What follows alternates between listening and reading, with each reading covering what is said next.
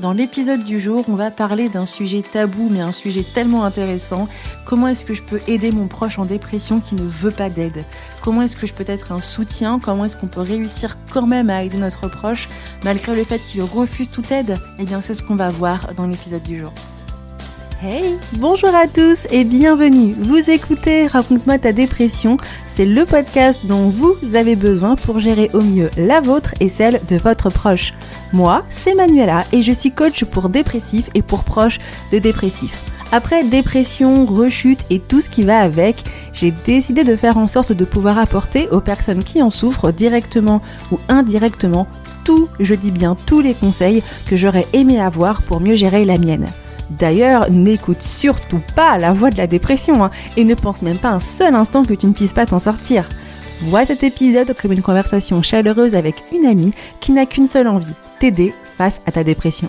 Tu es perdu, tu ne sais plus comment faire, la dépression de ton proche commence à te dépasser, et bien toi aussi, tu es au bon endroit. Je te proposerai, cher proche, des conseils concrets pour l'entourage des dépressifs afin d'être une aide réelle et non une aide destructrice. Chaque mercredi pour les proches des dépressifs et chaque vendredi pour les dépressifs, ici, je te partage tous les conseils dont tu as besoin pour retrouver joie, motivation et savoir-faire. Alors, tu t'installes confortablement, tu prends une petite boisson chaude et un plaid, ou alors tu augmentes le son dans ta voiture et c'est parti.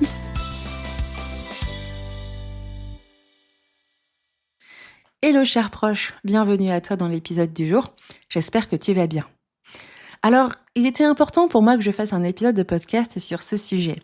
Oui, tu as bien lu le sujet du jour, c'est que faire quand j'ai un proche en dépression qui refuse toute l'aide que l'on peut lui apporter ? Comment aider quelqu'un qui ne veut pas être aidé ? C'est vrai que c'est assez stressant et assez perturbant de se retrouver face à quelqu'un qui n'a pas envie d'être aidé. Ça peut être un peu particulier, on peut très vite se sentir découragé, avoir une sensation de frustration et souvent un sentiment d'impuissance. Parce qu'on voit notre proche dans une situation difficile et on le voit avec un problème qu'est la dépression. Et quand on arrive et qu'on lui propose notre aide, eh bien la personne nous dit « Non, mais t'inquiète, je gère.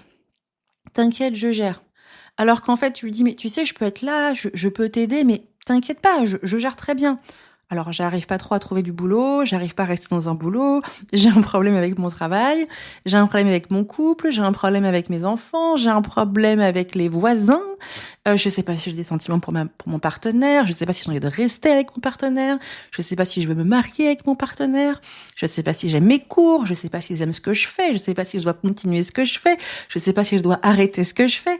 Et quand t'entends la personne se plaindre de tous ses problèmes, tu as envie de lui dire « Mais laisse-moi t'aider, s'il te plaît !» Et c'est pas ce qui se passe parce que l'autre refuse tout simplement l'aide. Et ça, c'est très frustrant. Très frustrant, avec un vrai sentiment d'impuissance. Alors, je sais exactement ce que tu ressens parce que ta chère Manu, pas très fière, j'ai été un peu des deux côtés. C'est-à-dire que moi, j'étais celle qui refusait l'aide alors que j'étais en dépression, convaincue que personne ne pouvait vraiment me comprendre et que je pouvais un peu m'en sortir toute seule comme une grande. Ça, c'était particulier, c'était une époque un peu sombre. Moi, j'ai grandi dans un univers où dans la vie, la faiblesse, ça n'a pas trop sa place et j'ai pas appris en fait à demander de l'aide. Et du coup, quand je me suis retrouvée en dépression, les gars, on me proposait de l'aide. « Oh Manu, tu veux qu'on t'aide à faire ci, qu'on faire ça ?» Pas de souci, quand j'aurai besoin de vous, je vous appelle. Je les ai jamais appelés, mais je vous appelle, je vous promets. Et ça, c'est un petit peu difficile. Et c'est vrai que quand on voit quelqu'un que l'on aime souffrir sans pouvoir l'aider, c'est une épreuve en soi. Et en fait, ce qui peut être aussi très frustrant, c'est que tu peux te demander, mais pourquoi mon proche refuse mon aide ? Face à l'épreuve de la dépression, face aux difficultés, je peux vraiment t'aider. Alors déjà, il y a un point qui va être important, ce refus n'a absolument rien à voir avec toi. La dépression, c'est une difficulté intérieure, comme beaucoup le disent, une espèce de tempête intérieure, qui brouille un peu tous les repères et rend assez difficile l'acceptation du soutien extérieur. Ça, c'est un grand classique de la dépression. Du coup, ça signifie qu'en fait, il y a des raisons bien plus profondes à ce rejet et les comprendre peut vraiment t'aider, toi, à t'apaiser sur le sujet. La question, c'est une fois que tu as compris un peu pourquoi ton proche refuse ton aide, comment aider sans forcer? Parce que je sais très bien que tu vas me poser cette question. Et que comment est-ce qu'on peut faire pour aider sans s'épuiser, pour proposer une aide professionnelle sans braquer notre proche? Comment est-ce qu'on peut réussir à apporter du soutien même si la personne refuse? Eh bien, dans l'épisode du podcast du jour, je vais répondre à toutes ces questions. Bien sûr, comme d'habitude sur My Daily Pression, pas de recettes magiques, des stratégies par contre concrètes pour faire une vraie différence tout en protégeant ton propre équilibre émotionnel, parce qu'il ne faut pas t'oublier dans cette situation.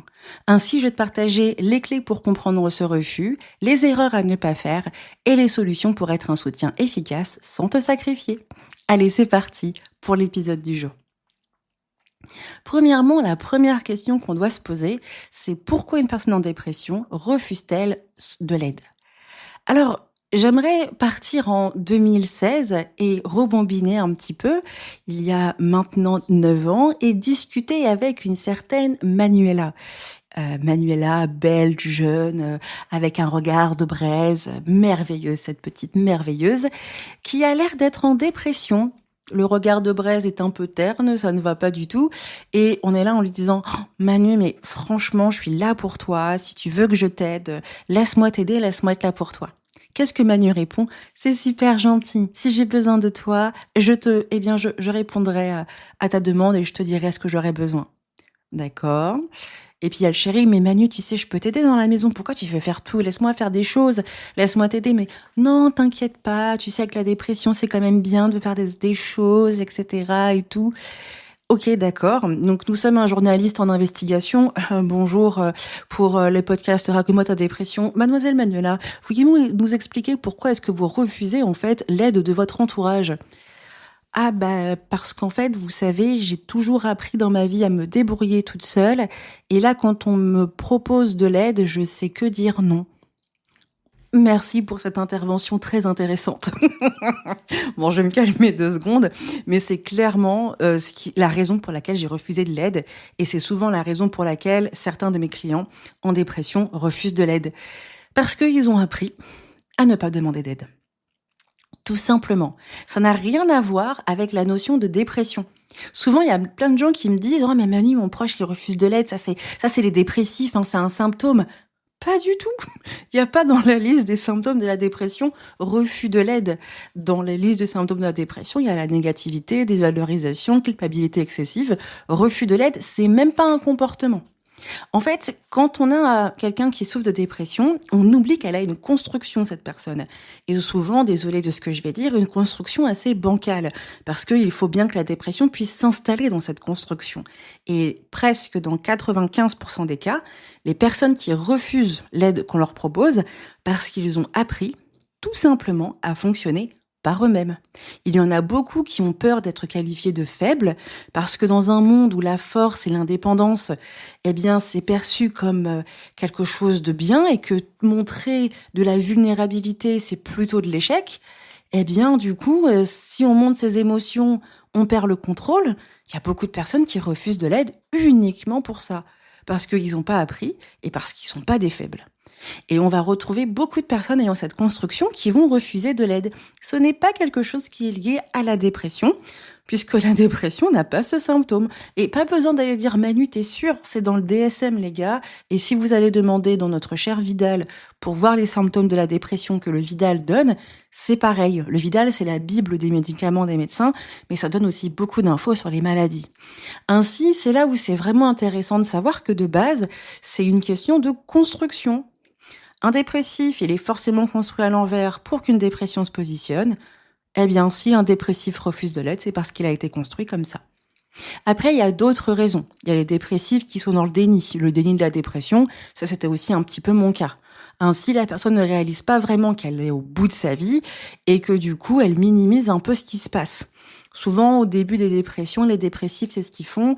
Ils refusent un peu l'aide parce que, à ce moment-là, ils savent pas, ils se disent que ça va passer, c'est que juste un mauvais moment.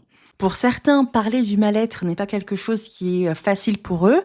On a des personnes qui, de base, ne savent pas vraiment parler d'eux, donc ils vont être plus enclins facilement à refuser de l'aide.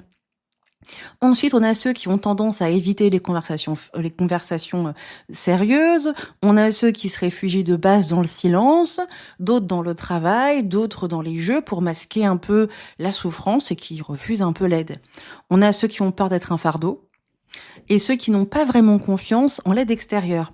Il y a une forte génération de monsieur d'un certain âge, je ne vais pas donner d'âge, mais entre 50 et 70 ans, qui n'ont pas confiance dans le monde médical. Et on a aussi la nouvelle génération, on a les 25-35 ans qui, quelquefois, n'ont pas vraiment non plus confiance dans le monde médical pour plein de raisons diverses et variées, qui font qu'ils préfèrent se débrouiller tout seuls que d'aller parler à un médecin et que d'aller parler à quelqu'un. Donc l'aide que l'on proposait médicale, il y en a beaucoup qui n'y ont pas confiance. Pour eux, c'est des solutions imposées, c'est chimique ce qu'on leur propose, on parle que de nos histoires, que de nos parents, alors que ça changera pas mes problèmes d'aujourd'hui. Pour de nombreuses personnes, c'est juste parce que l'aide qui est proposée ne leur convient pas. Donc en fait, en résumé, le rejet de l'aide, c'est plutôt un mécanisme de défense plutôt que des fois un choix conscient. C'est aussi une construction. Il y a des dépressifs qui sont construits, et ça n'a rien à voir avec la dépression. Il y a des personnes en dépression qui sont construites pour refuser toute aide. Pour ma part, c'était le cas. J'ai toujours appris dans ma vie à me débrouiller toute seule. Moi, demander de l'aide à quelqu'un, c'est un parcours du combattant. Aujourd'hui, j'ai appris à un petit peu arrêter de compter que sur moi et à sortir un peu de ma faille narcissique et de mon ego. Mais jusqu'à aujourd'hui, demander de l'aide, c'est la croix et la bannière. Et là, je parle de demander de l'aide à mon mari. C'est-à-dire que je parle pas à des gens que je connais pas. Déjà dire à mon mari, j'ai besoin que tu fasses quelque chose pour moi. Ah! Mon papy psychiatre, il s'y est mis à des années pour aller casser ce truc-là parce que c'est très particulier, mais je ne demande pas d'aide. Et en fait, c'est intéressant parce que on m'avait sorti une fois ça en thérapie, on m'a dit, mais Manuela, des fois, je demande de l'aide sur la vie de tous les jours, pas que sur la dépression. Et je dis, mais en fait, un dépressif, il va prendre tout dans sa globalité. C'est-à-dire que quand on lui propose de l'aide, eh ben, si pour lui, il n'a pas besoin d'avoir de l'aide, bah, que ce soit pour la vie de tous les jours, que ce soit pour la thérapie, pour la dépression, ce n'est pas quelque chose qu'il va accepter. Et ainsi, c'est un point qu'il faut vraiment conceptualiser et accepter, que l'aide, le fait de la refuser, c'est pas de la dépression, mais c'est un mécanisme de protection.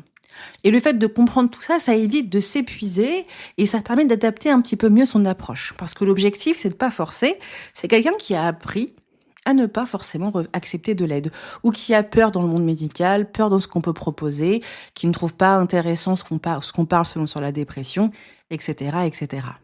Ainsi, quand on a compris tout ça, c'est là qu'on peut plus facilement éviter les erreurs que l'on fait régulièrement quand quelqu'un refuse de l'aide par rapport à la dépression. Déjà, il faut se poser la question, quelle aide on doit proposer à un dépressif ? Souvent, l'aide dont on parle, c'est d'aller faire une thérapie ou de prendre un traitement ou d'aller voir un médecin pour être diagnostiqué. Ainsi, quand on est face à quelqu'un qui n'aime pas voir de la faiblesse ou qui n'aime pas montrer de la vulnérabilité, l'une des premières erreurs à ne pas faire, c'est de forcer la discussion. Insister pour que la personne parle alors qu'elle s'en sent pas capable, ça va la braquer encore plus. Une personne en dépression, quelquefois, n'a pas forcément l'énergie ni la capacité de mettre des mots à sa souffrance. L'aider, c'est pas le pousser à parler à tout prix, mais c'est lui laisser l'espace dans lequel il peut se sentir en sécurité. Ensuite, souvent, ce qu'on va avoir, c'est ce que moi je vois beaucoup, c'est que d'une certaine manière, on va minimiser la souffrance pour faire genre, ouais, comme ça, c'est juste tout doux, je vais lui montrer en minimisant le truc, ça va pouvoir passer. Alors, ça, c'est une stratégie que je ne trouve pas vraiment très intéressante parce qu'en fait, ça va passer, c'est pas grave, tu verras, on va très vite, tu vas réussir à t'en sortir, c'est un peu mentir. Parce que d'une certaine manière, le dépressif n'est pas stupide, il se rend bien compte qu'il y a un truc qui va pas en lui et que du coup, il y a un vrai problème. Minimiser la souffrance, surtout sur un dépressif qui n'accepte pas l'aide, on peut tenter de la minimiser pour que la personne nous parle, elle peut mal le prendre. Parce que pour elle, elle a une vraie souffrance interne. Donc il faut faire attention. Et puis après, il y a ceux qui la minimisent vraiment en mode c'est pas grave, il y a les petits Somaliens qui n'ont pas à manger. Donc attention de ne pas la minimiser. Ensuite, c'est important de ne pas apporter des solutions toutes faites. Souvent, j'entends ça, tu devrais faire du sport si tu veux pas faire de thérapie, mais change-toi les idées, ou tu devrais sortir. Ces conseils, ils sont sympas, ils sont logiques, mais ils sont pas forcément toujours applicables en fonction de la personne. Ensuite, des solutions qui sont pas sollicitées, surtout avec quelqu'un qui ne demande pas de l'aide, peuvent en fait donner l'impression qu'on ne comprend pas la personne et qu'on ne respecte pas son point de vue. Attention à ne pas se fâcher parce qu'on est déçu en disant mais je suis ta femme, je suis ta mère, je suis ton père, je suis ta sœur, je suis ton pote, tu devrais accepter mon aide. Ça, c'est pas bon non plus. On est quand même face à quelqu'un qui est construit pour ne pas forcément toujours accepter l'aide. Ou alors quelqu'un qui a peur de ce que ça pourrait signifier que de faire une thérapie ou de prendre un traitement. Donc, si on arrive et qu'on culpabilise la personne qui a déjà une culpabilité excessive à cause de la dépression, tu vas mettre en fait tout simplement des problèmes dans votre relation et tu vas juste tout simplement effriter le peu de relation et de confiance qu'il y peut rester entre vous parce que la dépression massacre tout, mais alors là, c'est encore plus massacré. Ce genre de phrase, en fait, souvent, ça amène un sentiment de culpabilité que le dépressif ne sait pas gérer. Et c'est important, en fait, finalement, de l'aider et pas de l'accuser. Ainsi, c'est bien de ne jamais prendre le rejet pour un affront personnel. Si mon proche refuse de l'aide, eh ben, il a le droit. Parce que quand on propose une aide à quelqu'un, on a le choix que la personne dise oui ou dise non. Et nous aussi, il faut qu'on accepte quand quelqu'un dit non. Et ça aussi, c'est important. Alors la grande question, c'est quelle aide je peux accepter qu'un dépressif refuse? Et c'est quoi cette aide en question? En général, comme je l'ai dit tout à l'heure, c'est l'aide de la thérapie, c'est l'aide de commencer un traitement, c'est l'aide médicamenteuse pour qu'on travaille sur la dépression. On peut travailler différemment pour qu'un dépressif puisse mettre en place des actions pour aller pour faire une thérapie. Et si le dépressif ne peut pas, on peut continuer à être un aidant avec les actions que l'on fait par rapport à la dépression au quotidien. Un aidant, c'est quelqu'un qui normalise la dépression, c'est quelqu'un qui propose son soutien ou qui des fois prend des initiatives. Tiens, je t'ai fait des courses, tiens, j'ai rangé la maison, tiens, je t'envoie un texto pour dire que je suis présent, je te montre des choses. On peut avoir cette aide indirecte qui n'est pas validée, aide, dépression, machin et tout, mais on peut toujours aider la personne et la soutenir. Mais par contre, c'est vrai que si cette personne, elle refuse d'aller faire une thérapie, là, on a l'impression qu'elle refuse d'être aidée, c'est une réalité. Et c'est là à nous de prendre une certaine distance. Et c'est là où il ne faut pas s'épuiser. Vouloir aider quelqu'un qui refuse toute aide, ça devient très vite épuisant. On insiste, on propose des solutions, on reste disponible, mais en fait, ça amène encore plus de l'impuissance. Jusqu'à où on peut aller sans se perdre soi-même? Déjà, il faut premièrement comprendre que tu ne peux pas contrôler la situation. C'est penser que si on trouve les bons mots, la bonne approche, la bonne personne, eh bien mon proche finira par accepter l'aide. Ça, c'est un truc que je vois beaucoup. Tiens, je vais demander à sa mère. Comme ça, si je parle à sa mère qui n'est pas au courant que mon conjoint est en dépression, elle va pouvoir l'aider. Malheureusement, c'est pas si simple. Quand on a quelqu'un qui de base n'accepte pas d'aide des autres, aller chercher un proche, ça sert à rien, parce que c'est ces proches-là qui lui ont appris à ne pas demander d'aide. Voilà, premièrement. Ensuite, quand on a quelqu'un qui est en dépression, souvent, c'est un peu dur d'aller raconter à tout le monde que tu es en dépression. Il y a beaucoup de gens, ils ont l'impression, que la maladie, c'est un peu l'archouma, c'est la honte. Et du coup, ça amène une grosse difficulté parce qu'on va chercher une tierce personne. Ça ne sert à rien. Et la bonne phrase, les bons mots, la bonne approche, ça, c'est Disney. Alors, c'est vrai qu'on peut avoir une bonne phrase qui va impacter une personne en dépression, mais c'est pas toujours le cas. La dépression, c'est une bataille intérieure. Du coup, attention à ne pas porter une responsabilité qui ne t'appartient pas.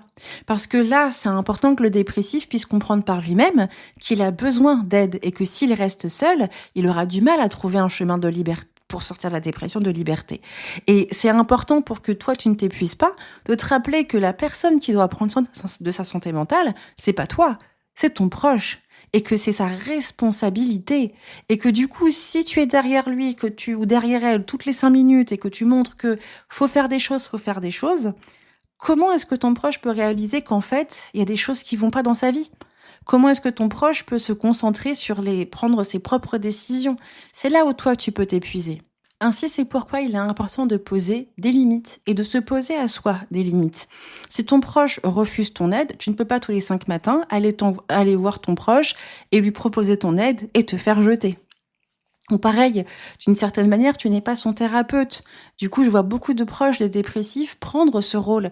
Essayer de lui montrer par A plus B qu'il est en dépression, lui envoyer des vidéos, lui envoyer des choses, mais tu n'es pas son thérapeute. Toi, tu vas te fatiguer parce que lui, il n'est pas dans l'état où il peut réceptionner ce que tu lui proposes. Et quand lui va pouvoir le réceptionner, tu seras fatigué, tu ne seras plus présent parce que du coup, toute la période de déni, tu as été forcé, forcé, forcé, forcé. Et là où il va mieux, où il a besoin de soutien, toi, tu es épuisé, irrité, impuissant. Et ça, c'est là où il est vraiment important de réajuster ton implication. Ça veut dire du coup que le troisième point est important. Des fois, il faut savoir lâcher prise. Quand un dépressif refuse toute aide, attention à ce que ça ne devienne pas une obsession. Plus on insiste, plus la personne se ferme. Ainsi, lâcher prise, ça signifie pas abandonner, mais accepter que l'autre a son propre rythme et que tu ne peux pas résoudre ça pour lui. Tu peux être un repère, une présence rassurante, mais tu n'es pas un sauveur. Alors la grande question, c'est qu'est-ce que je peux faire? Quand et comment je peux proposer une aide à cette personne réticente? Déjà, je pense premièrement qu'il est intéressant de comprendre pourquoi ton proche refuse de l'aide. Déjà, de poser quelques questions, des questions simples du style « Tiens, t'es habitué, toi, à demander de l'aide à la base ?»« Ah non, non, pas du tout. Tiens, comment tu vois, toi, les problèmes de santé mentale, etc. » Des fois, c'est bien de tâter un peu le terrain pour voir la personne pourquoi elle refuse toute aide. Mais quand on est face à quelqu'un qui est assez réticente et qui, du coup, refuse un peu l'aide, eh bien, d'une certaine manière, c'est bien d'avoir l'attitude suivante. Premièrement, laisser le temps à la prise de conscience. Accepter d'être aidé, c'est devoir être capable d'accepter qu'on a besoin d'aide, et ça, c'est un processus. Beaucoup minimisent leur état et pensent qu'en fait, ils devraient s'en sortir seuls ou qu'ils ne devraient pas forcément parler avec les autres. Et donc, avant de parler à un thérapeute, il faut qu'ils réalisent ce qu'ils traversent. Et ça a été mon cas. Beaucoup de gens m'ont proposé de l'aide pendant que j'étais dans les périodes où j'étais pas bien, etc. Mais je n'étais pas dans la prise de conscience que j'avais un problème de santé mentale. Et l'instant où j'ai bien compris que la maladie était présente, et que mon conjoint a eu les mots qui ont fonctionné parce que j'étais dans l'état d'esprit, j'ai eu la prise de conscience, ça a fonctionné. Ça a mis 18 mois. Je l'avoue, ça a mis 18 mois. Mais ce qui est assez intéressant, c'est qu'à un moment donné, j'ai réussi à prendre conscience et que tout le monde m'a un peu laissé mon espace. L'important, en fait, c'est d'ouvrir des discussions sans brusquer. Par exemple, tiens, je te trouve fatiguée ces derniers temps. Comment tu te sens, etc. Comment ça va? Pour me prendre des nouvelles. On va pas faire un tabou. On sait que la personne n'est pas bien. Par contre, on ne va pas proposer tous les 4 matins, notre aide, faut aller voir un thérapeute, faut faire ci, faut faire ça, etc., etc. La deuxième étape, normaliser la thérapie. En fait, il y a beaucoup de gens qui ont des fausses croyances sur ce que c'est que la thérapie. Moi, j'ai des clients qui viennent me voir et qui me disent des fois, écoute Manuela, j'ai déjà raconté mon enfance, etc. Et moi, je leur dis, mais en fait, c'est un intérêt pour comprendre ta construction. Moi, ça me permet de savoir où sont les endroits où tu es mal construit. Et on va parler 1 à 2 fois de tes parents, puis après, on va parler d'autre chose. Sauf si tes parents sont le problème de ta dépression. Mais des fois, c'est bien, en fait, de temps en temps, d'expliquer à la personne ce que c'est que la thérapie. Alors ça, c'est un sujet à faire quand on est dans le dialogue avec le dépressif. Par exemple, leur faire comprendre que qu'est-ce qui t'embête pour aller voir un thérapeute? Pourquoi est-ce que tu refuses l'aide? Parce que c'est un échec, parce que c'est la honte, etc. C'est bien de leur dire, tu sais, aller voir un professionnel, c'est pas un échec, c'est une ressource. C'est quelqu'un qui a une compétence que tu n'as pas. Et du coup, beaucoup ont peur d'être jugés ou croient qu'ils vont être des cas graves parce qu'ils vont consulter. Et quelquefois, dédramatiser la situation, ça peut fonctionner. Mais attention, si ça fait plusieurs semaines qu'avec ton proche, vous avez des fritures parce que tu proposes ton aide et qu'il te refuse l'aide, et que là, tu écoutes le podcast et tu dis « Ah, je vais normaliser la thérapie comme Manu, elle a dit », ça va foirer. C'est-à-dire qu'en fait, ce genre de comportement, il faut laisser l'eau couler un peu sur les ponts, laisser quelques semaines avant d'avoir ce comportement-là quand on s'est fait peut-être plusieurs fois rejeter par le dépressif. Parce que si on veut que nos mots aient une force, le temps est notre meilleur allié. Peut-être pas pour nous, parce que patienter, c'est frustrant, mais c'est bien. Et en fait, une fois qu'on a dit, tu vois, par exemple, tu sais, c'est pour parler à quelqu'un d'extérieur, quelqu'un qui est professionnel, qui connaît ton histoire et qui peut te proposer des solutions, c'est bien de le dire, Mais une fois que c'est posé, c'est posé. Et on laisse l'idée germer. On laisse la personne prendre le temps de réaliser ce qu'elle va devoir accepter. Ainsi, le troisième point, c'est aussi de laisser l'autre décider. Forcer quelqu'un à consulter, ça n'a jamais fonctionné. Ce que tu peux faire, c'est faciliter l'accès à l'aide en lui montrant, par exemple, je t'ai trouvé qu'il y a un contact ici, proposer de l'accompagner, etc. Si la personne est réceptive, si elle l'est pas, je te laisse. Je t'ai déjà donné toutes les infos nécessaires. Et la patience est la meilleure alliée. Ainsi, sans imposer quoi que ce soit, je te donne l'espace que tu souhaites. Souvent, il y a des gens qui vont me dire « Mais Manuela, tu ne te rends pas compte que mon proche refuse toute aide et que je me rends compte que ça amène du bordel dans mon couple. Et que tant que mon proche refuse de l'aide, mon couple n'ira pas mieux. » Alors ça, c'est quelque chose que j'entends beaucoup. Et en fait, c'est là ce qui est intéressant, c'est deux fois d'avoir la conversation avec le partenaire et de mettre en évidence que notre couple a un problème à cause de ça. Personnellement, mon mari, moi, c'est ce qu'il m'a dit. Il m'a dit « Manu, notre couple ne va pas bien parce que tu ne vas pas bien. » Le fait de l'entendre, quelquefois, ça permet d'avoir fait son petit bout de chemin.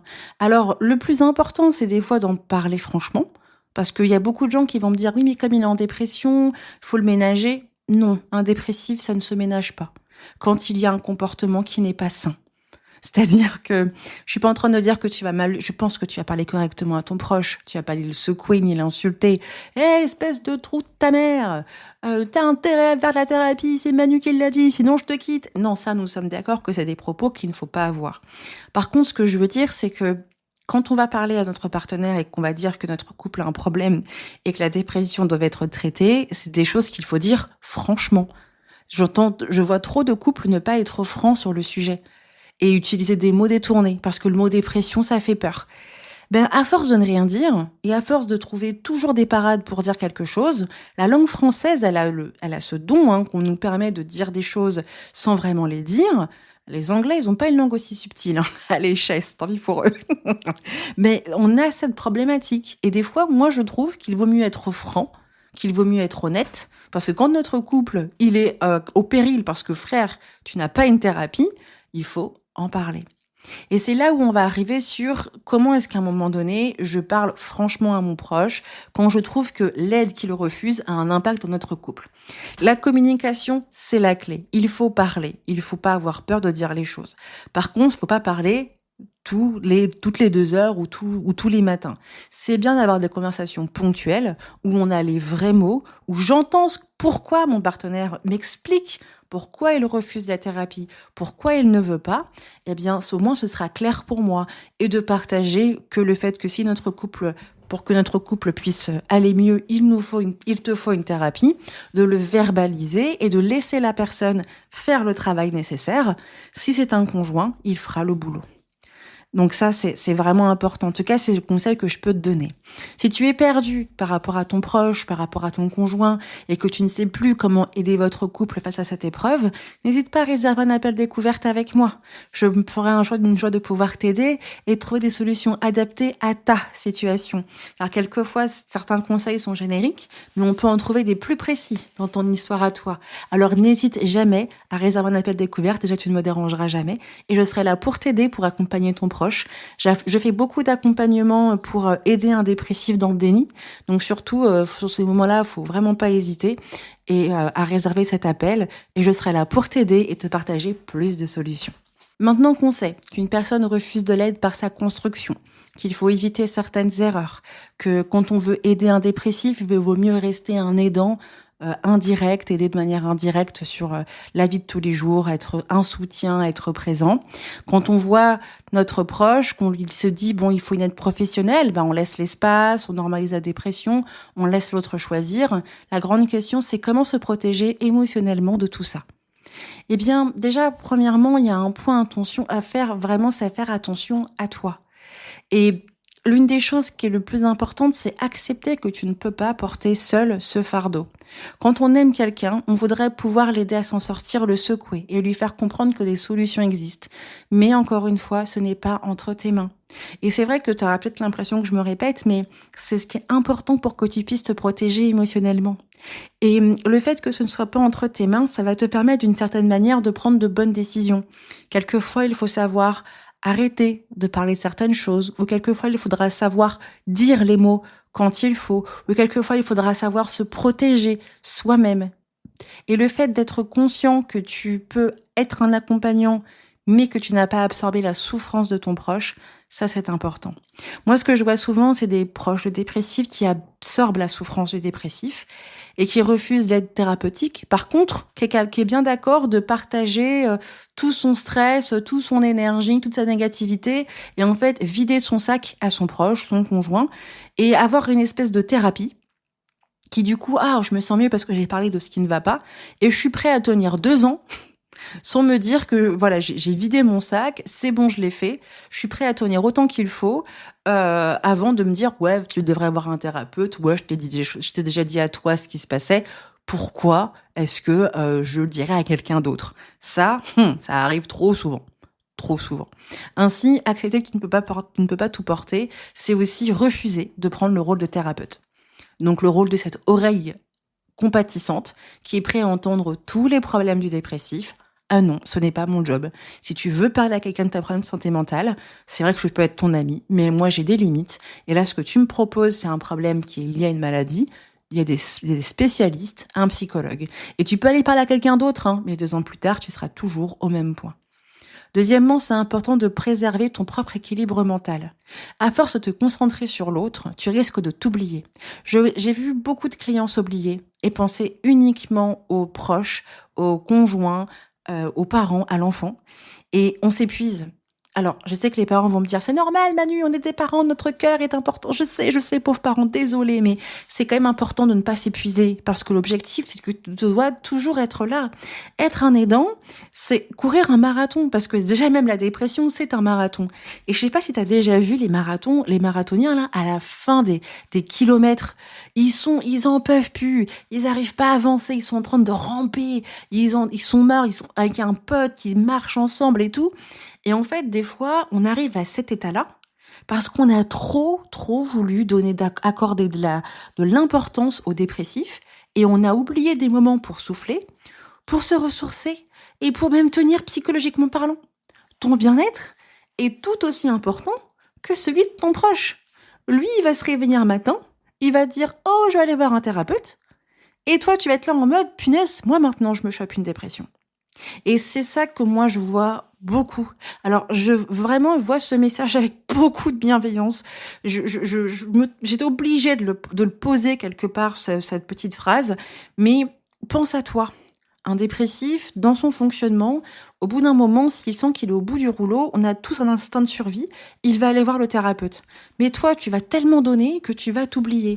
Alors, attention à ne pas dépasser ta limite et à ne pas t'oublier. Accepte aussi que le chemin de guérison appartient à ton proche et que le déni, l'évitement, le refuser l'aide, c'est le processus de guérison de presque tous les dépressifs. Notre société ne prépare pas, la société française, à la santé mentale et à la dépression. Ainsi, c'est normal. Rappelle-toi vraiment que ce n'est pas un manque d'amour ou un manque d'échec de ta part que de laisser de l'espace à ton proche. Ce qui compte, c'est que tu sois là, que tu sois prêt à aider, mais que tu ne dois pas t'épuiser. Aider quelqu'un qui refuse de l'aide, c'est avant tout trouver un équilibre entre présence et lâcher prise. Et que le plus important, c'est que tu n'as pas à te sacrifier. Cet épisode de podcast, il est important pour que tu puisses toi-même trouver l'équilibre. Il va en lien avec le fait qu'un dépressif refuse la thérapie, que le dépressif soit dans le déni, que le dépressif n'accepte pas l'aide.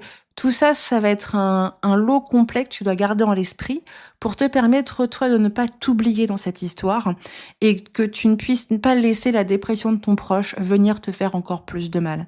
Le plus important, c'est toi et c'est ça qui est le plus important.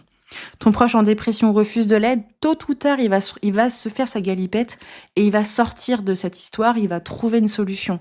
Ça, c'est quelque chose que je vois aussi beaucoup. On a l'impression que le dépressif va foncer dans un mur. Il va pas se prendre le mur. On a tous un instinct de survie. On saura s'arrêter avant de se prendre le mur.